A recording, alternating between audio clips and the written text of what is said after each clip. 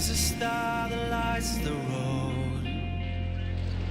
I take this ride. Just drive.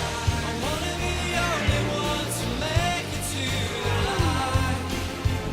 I take it to the edge where I live 1,000 lives. Or maybe I could be the one. I'll ride into the setting sun tonight. Just drive.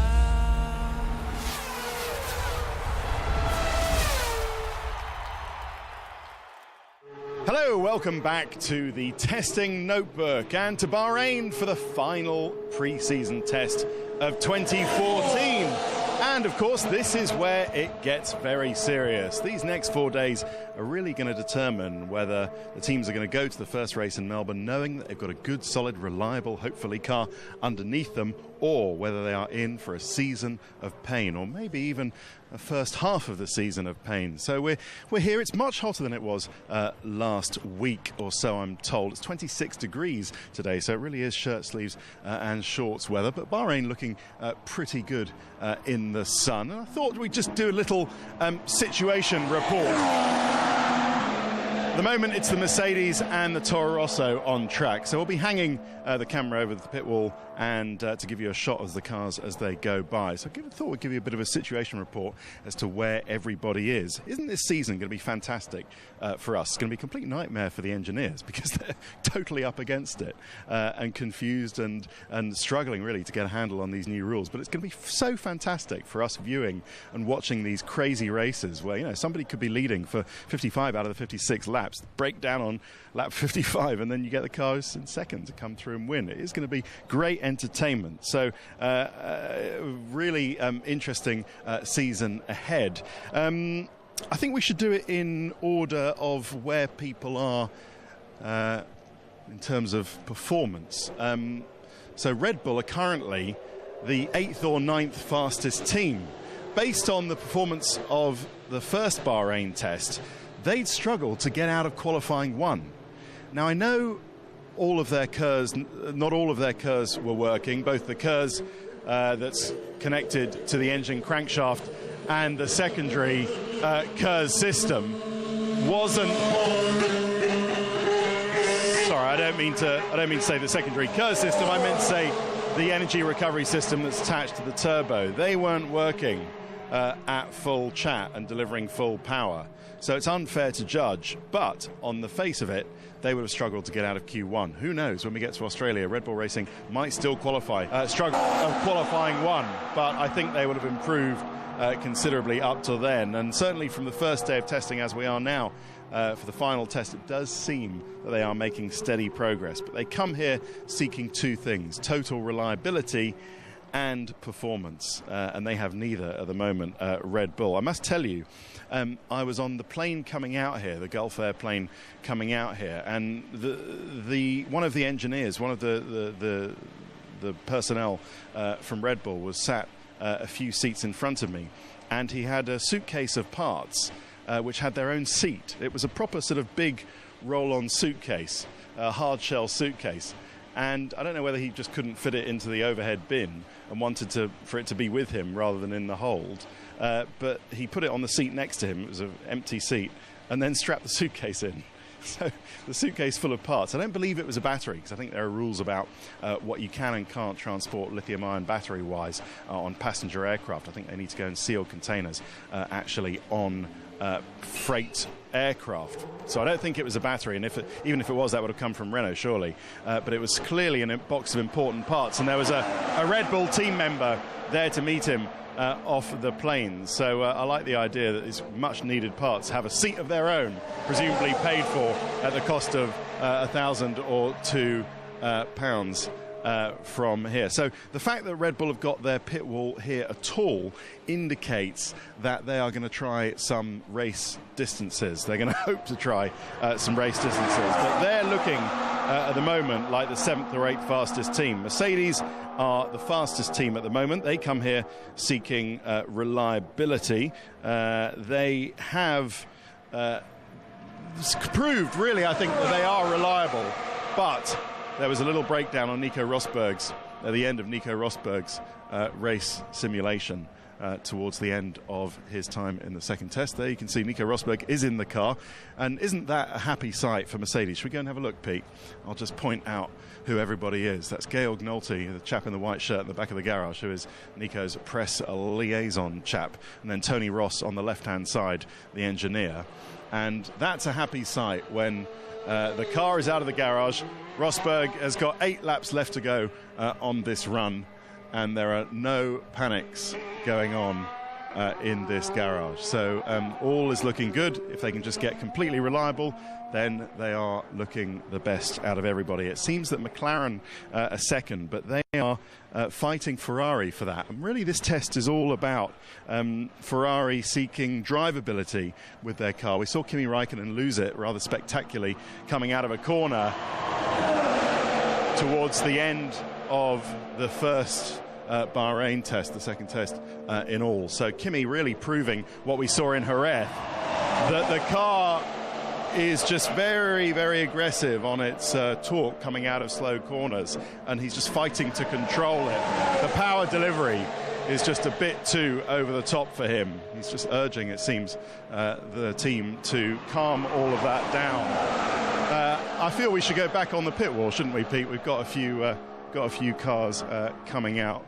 So it looks like, yeah, McLaren and Ferrari fighting for second place.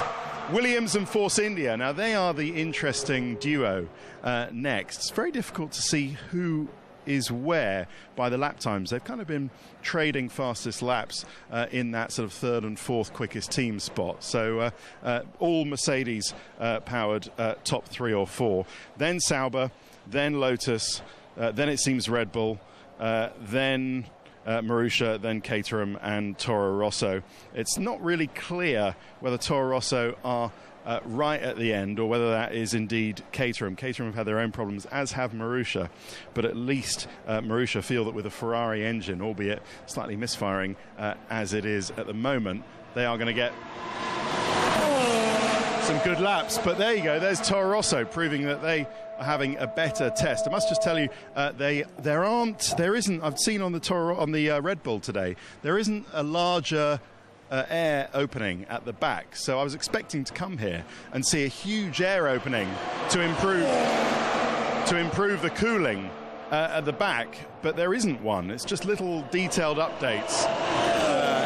But there are some new bits. There are some new bits on the Williams, there are some new bits on the Lotus, and we're going to be going through all of those in development corner on either the final or the penultimate day. So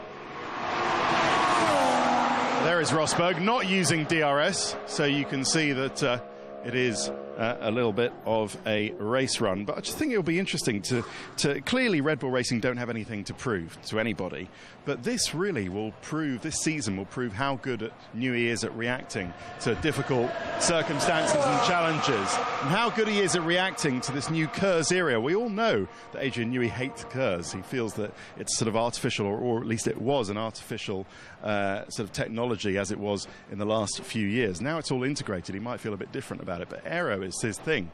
So it's really not really his bag, the way that all these energy recovery systems are working together. So it's going to be fascinating to see how Red Bull fight back. That is going to be one of the stories of the year for me. Now let's just work our way down the end. Just another further thought I had on Red Bull was whether this was actually perfect timing from Mark Webber to leave the team. I wonder if you've had that same thought at home as well. So I wanted to go into a bit of analysis on the lap times from the second test that we had. We've just got a few more minutes in this part to do that, as we see the McLaren guys ready to receive the car, and we might hang around here just to see Kevin Magnussen come back into the pits. If we have a look at you sit here, Pete, and have a look at the car come back in. If we start on Friday of the last test, because Thursday was really just sort of setting everything up, what I thought was interesting was, and we'll get on to the top speeds in a minute, You can see the fat exhausts at the back doing well. Look at the gills just on the rear bodywork exit. So that's an extra set, 6 sets of gills there just to help the cooling on the McLaren. That's something that they brought in last week in Bahrain. But they're still actually struggling to keep everything cool there. But Lewis Hamilton's race simulation on the Friday was quite interesting. Started off with 139s, then went to 40s and 41s, and ended up at the end of the stint on a 42. Now, I'll tell you about Nico Rosberg, his teammate's race run earlier, but what that proved was that there is still tyre degradation, rear tyre overheating that's going on with all this extra torque that's going through the tyres. There is still tyre degradation that's hurting them through a stint. There are also, of course, fuel saving in there as well. But if we have a look at the top speeds, on the Friday it was Valtteri Bottas at 330 kilometres an hour, then Lewis Hamilton, Felipe Massa, Jenson Button and Sergio Perez. So that is a Mercedes top 5 in the top speeds. If I stay with the top speeds, on the Saturday, or rather on the Thursday, Fernando Alonso had a top speed of 336.4 kilometers per hour. That's 209 miles an hour. That's a huge top speed. I'm told that Alonso actually had a toe on that when he was clocked doing that, because it is that 330 that I told you about just a moment ago, Valtteri Bottas, that's more representative. Nico Rosberg's top speed on the Saturday, the final day, was 332 kilometers per hour, 206 miles an hour. 206 miles an hour, but the first Renault car was 310 kilometers an hour. So the first Renault car was a full 22 kilometers per hour slower than the Mercedes. And if we have a look at the Ferrari, you can just follow Adrian Sutil as he comes in. On that Thursday, with Alonso's 336, all with a toe, Vettel's top speed was only 301 kilometers per hour. That was a full 35 kilometers per hour slower in a straight line was Sebastian Vettel than Fernando Alonso in the Ferrari. 21 miles an hour slower in a straight line, which is absolutely astonishing.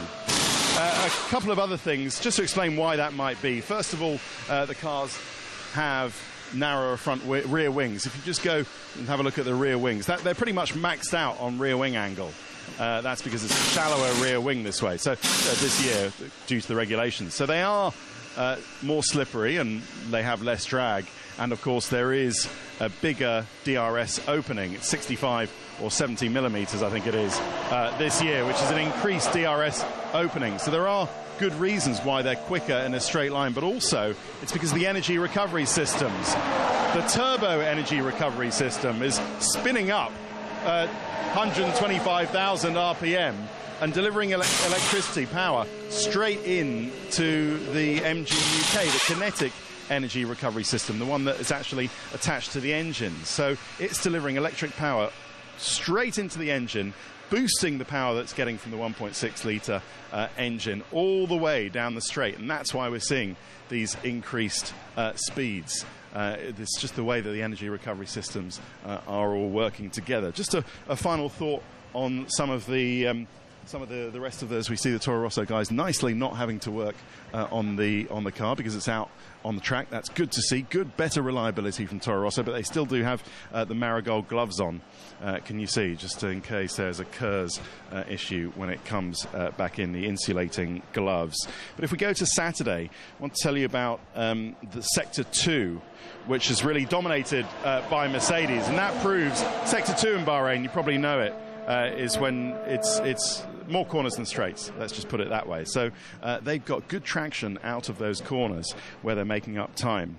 Raikkonen Alonso had been the best out of Sector 2 with a 41.5 on Thursday, but that was it was identical to Kimi Raikkonen on the Friday with also 41.5, but that was beaten by the others with a 40.4 for Nico Rosberg.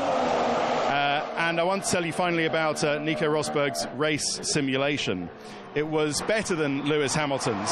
Started with 38s with fresh tyres and then went 38s, 39s, 39s, down to a 41.5. So clearly there was some tyre degradation going on there, as well as some fuel saving, and they were able to use their energy recovery system, whereas Red Bull and Renault weren't really using their full energy recovery systems, either the KERS or the turbo energy recovery system, the TERS or MGUH if you want to call it that, in that session. So they weren't doing particularly well, but it looks like they're having a better test so far. Right, still to come on the notebook, the impending demise of the Formula One Teams Association FOTA. We'll tell you all about that, as well as a potential American team in Formula One in 2015, and we'll speak to some drivers a little later in the day here in Bahrain.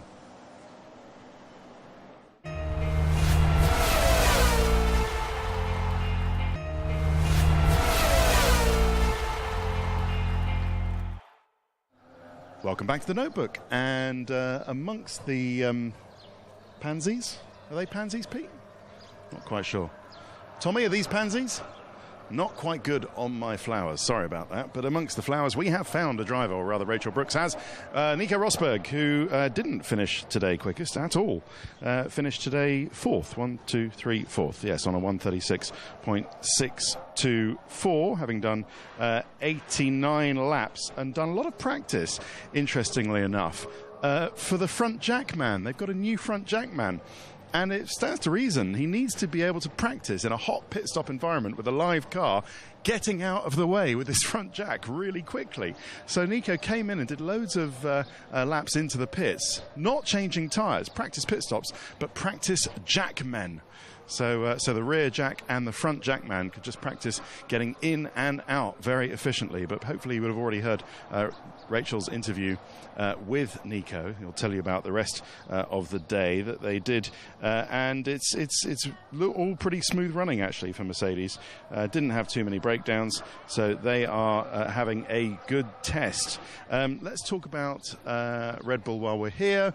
It was all going so well. They were having a good test until lunchtime, at which point everything overheated again and they were back to square one. So the 32 laps that Daniel Ricciardo did with a fastest time of 1 minute 37 remains it. In fact, he did manage a few laps in the end. He's up to 35, I believe, as we're heading towards the end of the session. But that was pretty much it once they got everything sorted out. Overheating, their problems not directly related to Renault, but it's all in there. I asked Paul Monaghan, one of their top guys, guy I've known very well for many years since his time with Renault and winning championships with Fernando Alonso. I actually asked him about the front cameras on the nose, because that Red Bull RB10 is still illegal, by the way, if it was to enter a race today, because it doesn't have the cameras on the front nose cone. And I said, are they going to come to the car? And he said, yes, they are. We just haven't got round to it yet. Brackets, stop asking me about the stupid cameras, Kravitz. And then we talked more generally, and he said, look, don't worry, we'll get it all sorted out. And I think the thing is for Red Bull, don't panic. It's the old Douglas Adams saying, Hitchhiker's Guide, isn't it? Don't panic, because they can very easily run around like headless chickens at the moment and then get into all sorts of trouble. If they don't panic, if they go through everything methodically, they will get there eventually. As Daniel Ricciardo said, it might take them 5 or 6 races, but they will get there eventually. So we will see on that one. Ferrari had an electronics problem with Kimi Räikkönen halfway through the day, which curtailed their running. Only did just under 50 laps today for the third quickest time. Piero Ferrari, son, of course, of the late great Enzo Ferrari, was here, but left at around 3 p.m.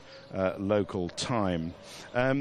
A characteristic, as the Ferrari seems to be going out for one last run at the end of the day, characteristic of the Ferrari seems to be a lot of popping and banging. There's some unburnt fuel that's making its way into the exhaust and then out of the centrally exiting exhaust. You might hear it as Kimi goes out for one final run. Probably not, because he's going to be on the gas. But when he comes in, and this happens on the Ferrari-powered Marussia as well, off the gas, there's a fair bit of exhaust popping and banging, which is hilarious and a bit scary when you're standing next to it. And, yeah, not the most thrilling of shots into the back of the carriage. Sorry about that. But if you can't see, we can't go through rather than go and see Kimi go out. But you would have seen all that, hopefully, on the programme you just watched, running out the day's action. So, yeah, a lot of sort of unburnt fuel in the exhaust, making big banging sounds, which is all sounds like a misfire. It's not. It's just a little problem that Ferrari have to fix on the Marussia as well. Decent day for Marussia. While we mention them, I must tell you about this because this is interesting. Max Chilton did a 1:38.6 on a qualifying simulation. Now, that doesn't sound too quick compared to the quickest time at the moment of 1:33 of the Mercedes, but it is significantly faster than the Caterham. Caterham's best is a 1:39.8. So 1:38.6 is much better than Kobayashi's best for Caterham and much better than Marcus Ericsson, the other Caterham driver, of his best of a 1:42. So Marussia winning the battle so far between them and Tension when they were not working on their car because it kept breaking down today. Because they are still in all sorts of trouble. They had some burning, their electric started burning, and that's what happened to them. Lost lots of time. Eventually, Kamui Kobayashi got out, and it was just all a bit sort of juddery and progress was slow, but it was an electrical problem. Interesting problem for Lotus today. All right, Jeff? Interesting problem for Lotus. They came here with a new exhaust. And it was meant to add some performance, I'm not quite sure. And I always wonder if I can move these with my sandals. No, I can't. Probably the releasing pin would probably help on there. They came here, sorry, I got distracted. They came here with a new exhaust, and it didn't work. In fact, it cracked and burnt and started a small fire. So Pastor Maldonado broke down on circuit. They thought there was a fire, there actually wasn't. They brought him back to the pits, and now they're going to run the old exhaust for the rest of the tests. So new exhaust has not worked on the Lotus, and going back to the safe one, as they say. Right, let us wrap up some other people, and who should we talk about next? Just get the timings back. Amelia Herbert there, just on the left-hand side, daughter of good old Johnny. Now, where was it, Pete? I had the times here, and now they've disappeared from my electronic device. Right, Perez, let's talk about him, shall we? Fastest of all when Force India were doing a qualifying simulation. More fingers and thumbs here. With a 35.2, and if you think about it, 2 seconds off Mercedes' pace, that's not bad. And I think we can now say that Force India are pretty much the fourth fastest team, competing with Williams to be the fourth or the fifth fastest team. If you take it as Mercedes, McLaren, Ferrari, and then is it Force India or Williams? We're not quite sure. But 2 seconds off the fastest time on a qualifying simulation is about right for Force India. And then they did a race simulation, 94 laps I think it was in total for Sergio Perez. So the car is reliable. That's great news for them, really. They managed to do 94 laps. The car did a race distance pretty much reliably. Wasn't massively quick, was doing 1:42s, 43s, something like that, when the pace setting, again, 2 seconds per lap, pretty much off the pace setting Mercedes. So, but it's looking pretty good for Sergio Perez. Valtteri Bottas today did lots of practice pit stops, but otherwise Williams were making happy progress for them. And it was all looking, I'm just trying to see if I've got any more information on Bottas, who did all right, Pete, go and have a look at the back of Pastor Maldonado's head, mate, while I get myself together. Bottas, yes, he did the second quickest time. There we go. I knew I had some information there. For 118 laps. Wow. So great. Again, Mercedes-powered, reliable, and fast. So good for them. Sauber, all four drivers were here, actually. Gutierrez, Guido van der Garde, Adrian Sutil, and the other one. 3 drivers were here. And they have actually did some decent running. Sutil with the 5th fastest time in his run, 76 laps for a 1:37. But they seem to have solved their braking problems, their brake stability. Something interesting which we're going to go through when we talk about the brake bias and the brake-by-wire. We're going to do that on Saturday's notebook, along with a steering wheel explainer. So I'll explain what Sauber's problems were with that. Jan Magnussen, yes, I called him Jan Magnussen. Kevin Magnussen, another good day for McLaren. Did lots of long runs with a 1:37 fastest time. Better get through this quickly. We talked about Daniel Ricciardo. Max Chilton, we talked about that. Danny Kvyat. Yeah, things keep breaking, unfortunately, in the Toro Rosso. It's a pretty desolate garage, you can see over there, with absolutely nothing happened, but you're welcome to go and have a saunter towards there, Pete. Something broke in the car. He only managed... how many laps did Kvyat manage? Sorry, I'm just having a look at this. 56 laps, which is an improvement. 58, which is an improvement on what it was looking like at lunchtime, because it looked like they weren't going to do very many at all. But they have actually managed to do some laps. Maldonado, you've heard about with the Lotus and the cracked exhaust, and Kobayashi. Again, horrendous problems for Caterham and going very slowly indeed. Kamui Kobayashi not happy at all. 1:42. 1 minute 42, so well off the pace. Right, let's update you with those two stories that I told you about. First of all, Gene Haas seems to be close to confirming his entry into Formula One for 2015. He's going to be using Dallara chassis and Ferrari engine. Had meetings with both Dallara and Ferrari and with Jean Todt of the FIA in Paris, and they seem to be happy. The FIA seems to be happy that they're a serious team. They own the Windshear Wind Tunnel, of course, in North Carolina in America, so they are a very serious team. Why don't you just follow me, Pete, back down to Red Bull. We're going to speak to Daniel Ricciardo. So yeah, it looks like if they can get the money together, which is always the problem, isn't it? We've heard money being a problem for US Grand Prix teams in the past. Then it looks like we're going to see Gene Haas with an American team on the grid for 24 to 15. And it looks like FOTA, the Formula One Teams Association, is no more. We understand that it's going to be dissolved tomorrow, Friday, which is a big shame. They had a meeting at London Heathrow between FOTA and all the teams, trying to get Red Bull and Ferrari, who've split from it, and all the other dissenters back in line to work for the betterment of all the teams, to share costs, etc., etc. It looks like that meeting wasn't very fruitful in terms of getting everybody together, getting them to pay for everything, because FOTA operate, they organise they organise the tests here. It's not the teams doing it, it's FOTA doing that, as well as running things like the Fans Forum and good initiatives such as that. So I'm sure we'll go into it later. I'm out of time for now, but it looks like, very sadly, with regret, the Formula One Teams Association is going to be dissolved tomorrow. Another case of the teams not being able to work together for the common good. How many times have we seen that? See you for the notebook tomorrow. Ta-ba, ta-da, ta-ra, bye-bye.